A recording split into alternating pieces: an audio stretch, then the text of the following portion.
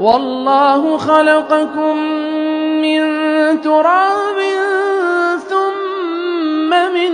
نُّطْفَةٍ ثُمَّ جَعَلَكُمْ أَزْوَاجًا ۚ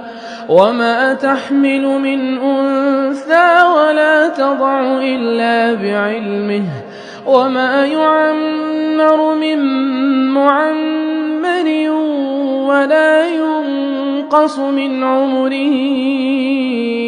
إِلَّا فِي كِتَابٍ ۚ إِنَّ ذَٰلِكَ عَلَى اللَّهِ يَسِيرٌ وَمَا يَسْتَوِي الْبَحْرَانِ هَٰذَا عَذْبٌ فُرَاتٌ